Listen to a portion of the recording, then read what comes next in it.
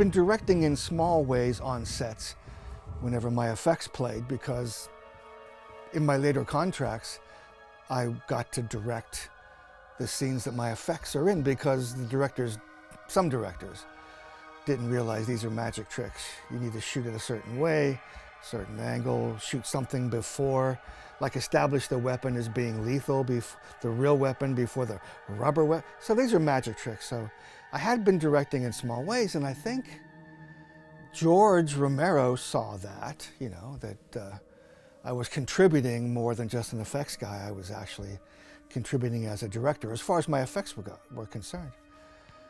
So I think he had a lot to do with suggesting me as a director for Tales from the Dark Side. So I did 3 of those, He would see every single one of them and love them, and then eventually that led to him wanting to hire me over the friends who were producing with him movies that he had made to direct Night of the Living Dead. When he first came to me, he says, we got another gig where I'm going to do a remake of Night of the Living Dead. I thought, great, I get to make some more zombie. He said, no, I want you to direct it.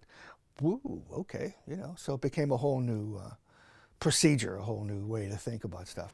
They're coming to get you, Barbara. His script was pretty much the 1968 Night of the Living Dead. It was a remake. It was an exact remake, But I thought that I had seen Sigourney Weaver in Aliens, and I was really wishing for a female hero, to present a female hero. So I said to him one day, why can't Barbara come back and, help out? He said, well, she's dead. And I said, well, you don't really see her killed. Johnny drags her out. Why can't she come back and kick some ass, So he wrote what you eventually saw in the movie, was the whole Barbara is a superhero, Sigourney Weaver type hero coming back at the end and, kicking ass. I prepared months in advance for Night of the Living Dead 90. Me and an artist sat downstairs almost on a daily basis, approving the storyboards. I mean, I would describe a scene and he would pencil in a storyboard, and I would correct it or say, no, it should be from this angle. I intend to do it like this, or put people, place people. So we did over 600 storyboards. So if you were the set designer or the costume designer and you came into my office, the storyboards were on the wall. I could take you from the beginning of the movie all the way through to the end through the storyboards. I did that with George when he came up here before we started shooting. He looked at those storyboards and he said, well, great, you have an 8-week movie up here. You only have 4 weeks to shoot it. No, he said, you have a 6-week movie up here and you have 4 weeks to shoot it. He knew that right off the bat. So that was a little alarming, but I'm thinking, well, you don't know how fast we're going to be shooting, how many setups we're going to be doing a day. Maybe we'll achieve this, But that was his sort of warning without cutting anything yet. But right before we started shooting, he started cutting stuff. He cut Tom getting set on fire when the gas tank explodes. And it's actually his body in flames that makes the truck explode with the cap off, He cut that. And I said, why? I said, the stunt guy said they can do that like that. So he cut it before we even started shooting, Tom. And that would have been a huge difference between the original movie and my movie. And there were lots of differences, between the original movie and what I had planned to do. And they were all in the storyboards. But so I didn't think, why would you cut action? Because that's one of the things he said. You need time for all the dialogue. Well, I'm thinking I'm making an action picture here. So what if some dialogue gets scrapped? This isn't Shakespeare, And how do you know right now that we're not going to have time to do that? This is before we rolled camera. So, but I swallowed it. I swallowed a lot of crap just to get my name on a feature film. And that was one of them, I shut this door. I'm not opening it again until somebody comes who can get us out of here. Somebody like that comes, will try to remember to call you. I wanted everybody to look like the people in the original movie, except for Barbara. because I'm going to turn her into a hero, and I wanted Patty Tallman. You know, it was that. That's the way she looks. We should leave before it's too late. I went to college with Patty Tallman. First time I met her, I was visiting the college I was going to go to, Carnegie Mellon University, and she was beating the shit out of her boyfriend in a fight class. It was a fight class, and it was Tasso, you know, one of my best friends. And she turned to me. She said, "How was it?" I said, "Ask the teacher. You know, I'm just visiting." You know, so that's the first time I ever saw Patty Tallman. But we had worked together, you know. I hired her as a stunt person. I hired her as a lead character in Tales from the Dark Side. So, I had also worked with Caroline Williams, you know, on Texas Chainsaw, and she was balls out, you know, tough girl. So I asked her first, you know, but she was already booked on Days of Thunder, a Tom Cruise movie, you know, so then I seriously went after Patty, told George Romero, and because they knew her as well, you know, so we got her in, you know. Do you have a car? Huh? Huh? Larry Fishburne auditioned for me. Eric LaSalle from ER auditioned for me. Larry Fishburne didn't look enough like Dwayne Jones. Eric LaSalle didn't either. And Tony Todd, he was doing a movie in Pittsburgh. He came over to where we were auditioning, and you have to read me. You know, he even jacked me up, you know, by the lapels and I said, we're done here today. You know, I didn't know who the hell he was, you know. So he says, you got to read me. So I gave him the script. I said, okay, 5 minutes. Take the script out, come back in 5 minutes. He came back in without the script, knew every line, and tears poured out of his eyes. I closed the book. That's it. We got Ben. We don't have to look any further. But we should wait until Ben gets back. I'll wait as long as I can. Hell, right now I want you in that cellar where it's safe. But McKee Anderson, tears came out of her eyes at the audition. You're in. Tom Tolles, I cast him just on his photo. And everyone told me how great he was in Henry, the Portrait of a... So that's fine with me. And he looked enough like Harry. They're horny, Barbara. They've been dead a long time. Oh, how could I forget Bill Moseley? He's my Johnny. No, Mother! I had worked with Bill Moseley before on Texas Chainsaw. And we bonded immediately. We became great pals, you know. I loved his sense of humor. And, you know, look at this far out, over-the-top character he was playing. And I just wanted to work with him again. So, Bill, you're Johnny, you know. I sent him the script. And I said, hey, pick any character you want, just as long as it's Johnny. It's weird, huh? I wanted to start the movie in black and white. It's a homage to the first movie, and I think the flack I got was people will think the whole movie's in black and white. No, so what? By the time Barbara gets to the house, slowly we've transitioned into color when we're in the house and before the blood drips on her and all that. But that was going to be my homage to the original Night of the Living Dead, to start it in black and white. She knew I'd have to be the one to drive you up here. I don't quite remember when John and Everett formed Optic Nerve, but they were just John and Everett to me. They had worked for me on... Everett did my makeup as the Creep in Creepshow 2. I hired them to work on a couple of movies that we did the effects on, starting here in Pittsburgh. So I knew them very well. I knew their work. And we had just finished something, so it was easy to transition. And in fact, they're one of the first people that were using computer imaging to create zombies. We're talking, you know, 1990, you know, yeah.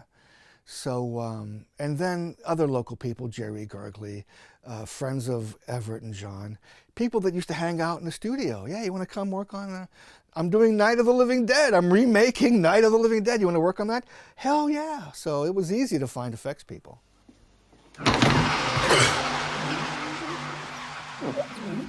Part of the challenge with Night of the Living Dead, a movie about zombies, I mean, even George didn't call them zombies when he made Night of the Living Dead, you know.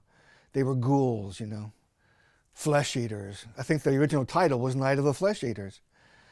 So, but zombies kind of caught on, you know, mindless people walking around, you know, dead people coming back to life. But I needed them to be scary again. We had Joe Piscopo's beer commercial, Michael Jackson's Thriller, you know, I mean, zombies were almost funny, you know. How do you make them scary again? So that was part of the challenge, and, you know, my idea was, you know, the eyes are the window to the soul. There's no eyes. I mean, the zombies don't have eyes. They're blocked out. Almost every zombie is opaque nothingness. You look in there, there's nothing, you know. So, and that was, and John and Everett achieved that. There you go. Hello, dear. There it is. Turn towards me. You can. A little bit. Well, the zombie at the beginning, the autopsy zombie, you know, he was one of my ideas from the very get-go. He's even in the storyboards, and it's not in the script, it's in the storyboards. And, you know, Greg Funk, who was my right-hand man, stunt guy, makeup effects guy, I thought he would be perfect to be the Bill Heinzman zombie, and that's Greg Funk. So he was one guy attacking the car, and the autopsy zombie was the movement instructor from Carnegie Mellon University. I hired him to teach the zombies how to move, because the way I explained it was, you're dead, your body's been hung on a fence. Something else takes over your body that's never moved a human body before, which is sort of it's kind of a MacGuffin, a red herring from the original movie. Why are they zombies? Why are they becoming zombies? Well, no, we didn't know.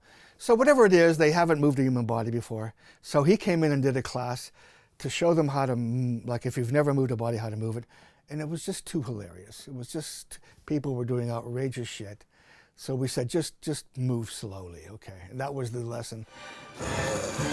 And then we almost didn't shoot that. I mean, it's in the storyboards of his feet pulling his pants down as he's walking to reveal the open scars and wounds, you know, yeah. Uncle Reese's entrance was my idea. And this is Pat Logan, a boyhood friend of mine, who did that part 2 weeks after a motorcycle accident where they took out his spleen. He had a broken collarbone, and we actually put him in the harness, and he did the fall through the balcony coming at us. Pat Logan is his name. Again, he was my friend.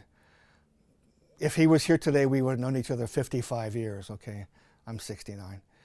So, yeah, so that was my idea. And he looked like a sort of a cancer patient. In fact, we made blue lines on his face, which is what they would have done for an MRI or something to check, or some sort of cancer thing. And this all came from a book that I have. It's called The Medical Legal Investigation of Death. It's burn victims, shotgun victims, airplane crash victims. You know, it's hideous stuff. I have taped together, so I will never see it again, the section on children. It's just horrible. So these photographs are what we worked from, you know, to make the zombies as real as possible.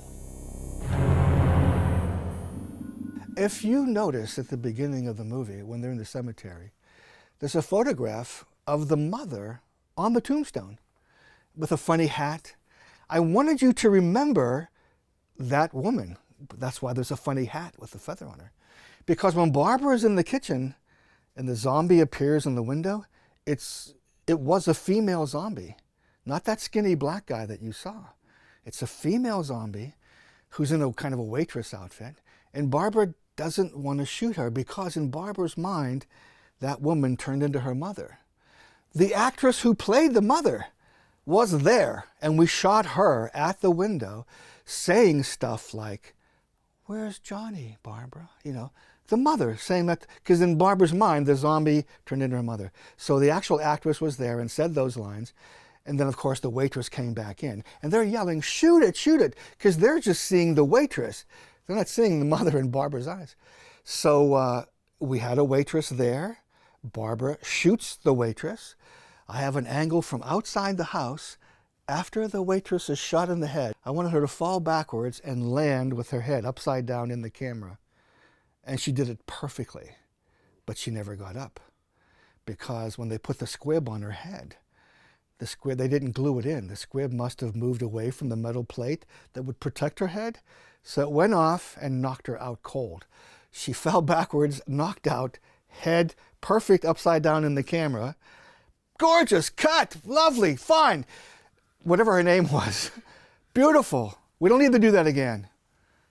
Amy? Hello? She didn't get up. She was knocked out cold. In fact, she got a concussion out of that, okay? So now the producers come to me and say, we can't use her. We can't use that shot of her, as gorgeous as it was, because what if she sues the company? We don't know what's going to happen legally with her. So there's a guy I rode in a taxi with once. He still drives a taxi today. The skinny black guy, okay, he became the zombie in the window. They made a cast of him and did a fake chest, and that's why you're seeing almost for the first time squibs occurring in naked flesh, okay? Night of the Living Dead. So that's why that black zombie's in the window. It would have been a whole different scene. Barbara not shooting, seeing her mother. You would have recognized the mother because of the hat and thing, and she doesn't shoot it, and then she finally does shoot her, okay? And a beautiful death. That's not in the movie. Stop it! You're losing it, girl. You are losing it! Okay, but there have been rumors for years about George came in and directed because you were having issues and stuff, and there was rumors about a drug problem. I mean, there's all sorts. Yeah. A drug problem? Yeah. Me? Yeah. You know me. Look at me. I'm 69. Do I look like a drug addict? Is that a drug addict? I didn't say it. I know. But that's the first time I've heard this. Oh, no. I had drug problems on Night of the Living Dead? Yes. Who said that? People. Who? I don't know. I want their names and addresses. I want to call them on this when I see them. Friends of mine? No. Okay. People I don't know? No. Fuck them. Not my circus, not my monkeys, you know. Lions don't lose sleep over the opinions of sheep. But there was no drug problem.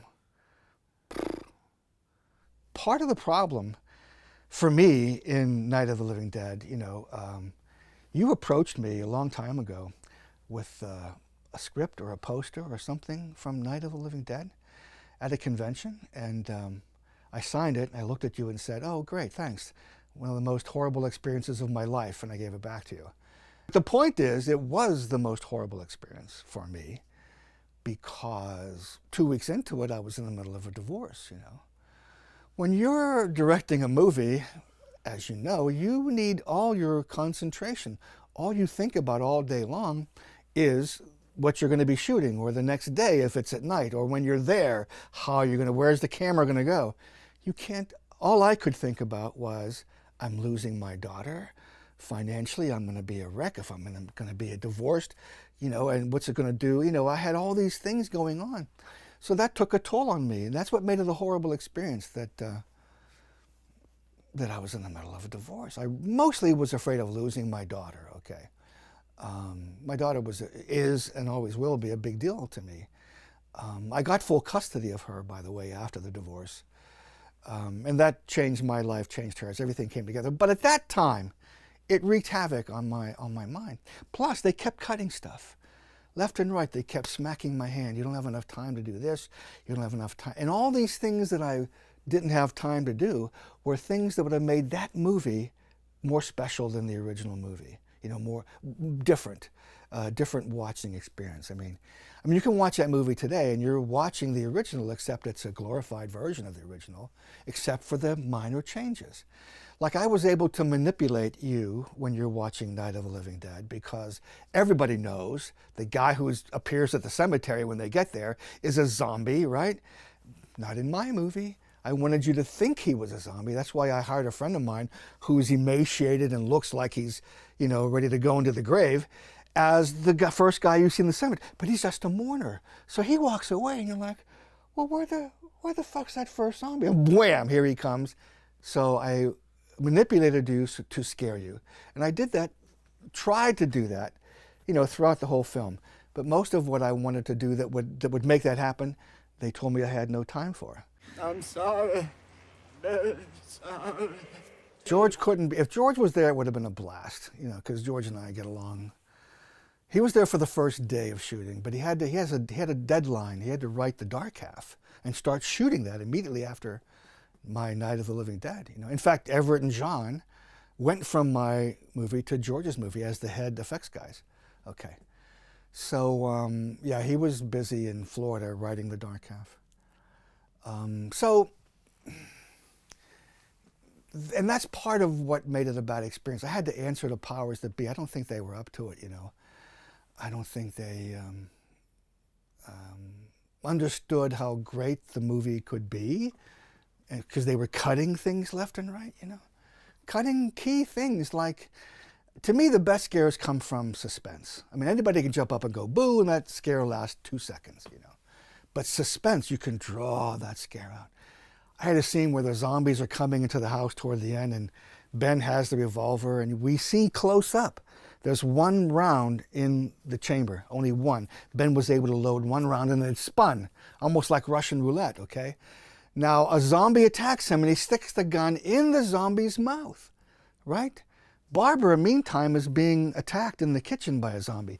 Ben wants to help her. This zombie is attacking him, so he starts firing.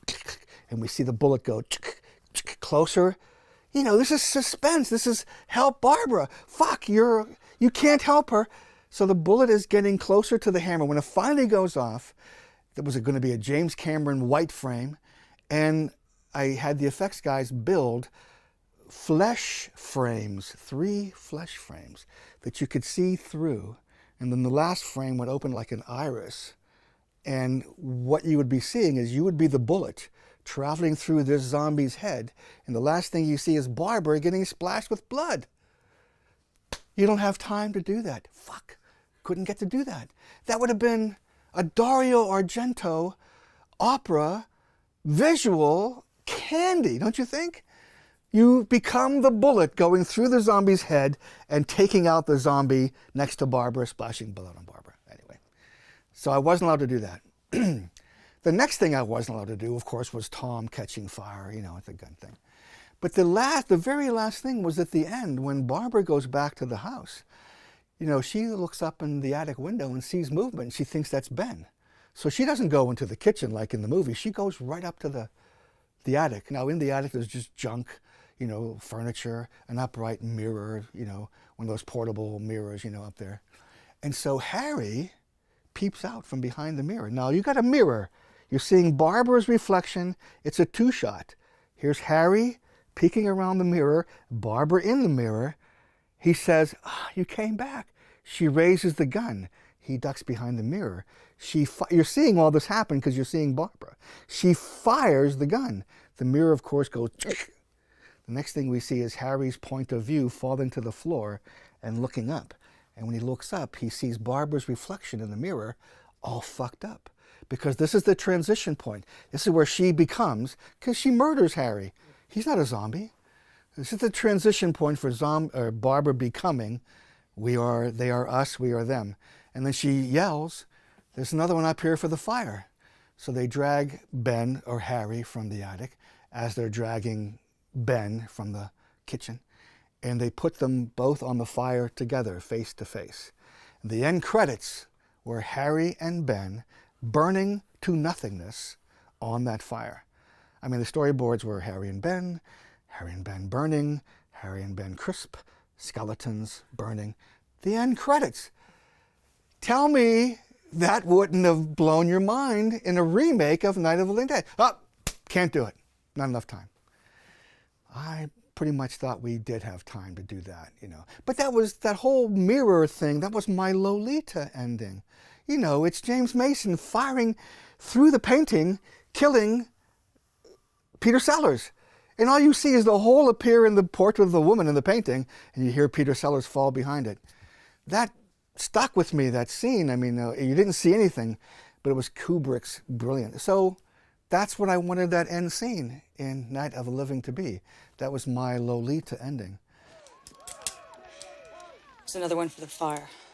George came back toward the end, and he was a great help in combining shots, okay? You can do all of this that you have planned out, and he saved us a lot of time. Because that's what I was about to say. It did turn out that we didn't have enough time, okay? George came in at the end and combined shots so that we finished the movie and had a feasible ending, which was, you know, Harry coming down behind Barbara, Ben in the closet coming up, you know, and shooting him. So that's what George did. I mean, I'm still calling action and you know, cut and stuff, you know. George was simply on the set, in my ear, I gave you a toy, you may have broken it, let's fix it, attitude, okay? So that's what happened. But again, I didn't give anybody any trouble. My first feature film, I want my name on that first feature film. Swallow the crap, you know, and get it done, you know. Because I would have fought for stuff. I mean, it's George Romero and Tom Savini, and the movie is quite sterile, you know. I mean, Tom blows a zombie's head off. The zombie that Ben catches on fire, cut. Every head exit wound was cut from the movie. I would have fought for those things. So all those things I'm telling you right now that didn't make it in the movie, can you imagine? I would have gotten more directing job. As it was, I didn't get anything after the movie. It wasn't a commercial success, right? All right, so anyway. Now, I was in the middle of a divorce, don't forget. So now the divorce has happened, and I have joint custody of my daughter. So my choices couldn't be to leave town, you know, anytime soon on the job. So I had to, you know, do a lot of convention dates, you know, and stick around town because I'm not a single parent yet, but when I got custody of her, I was. So all my choices now changed, and they had to deal with Leah, my daughter Leah, and how best to serve her, not janking her out of Pittsburgh and her friends in the school. So that's how my life, that's what happened to my life after Night of the Living Dead. Bring the hammer, Nick! To me, it was a painful experience, Night of the Living Dead. It was painful to watch it because if I were to watch it, I would be thinking of all the stuff that didn't get in it. So, and I kept preaching, this movie is only 30% of what I intended to do. My changing shots, my changing of everything is not in the film. It is a basic remake with a bit of a sequel at the end. So I didn't like the film for a long time, hated it really. But then I got invited to a midnight screening, and I went there at 11 o'clock and did a Q&A before the film, and I wasn't going to sit down there and watch it as usual, but I did. And it was the first time I was able to see it objectively, as if it was a brand new film coming at me. And it was good. It was good. The acting was terrific. The suspense was there. The scares were there. It was well shot. You know, so my whole opinion changed on that movie at that screening.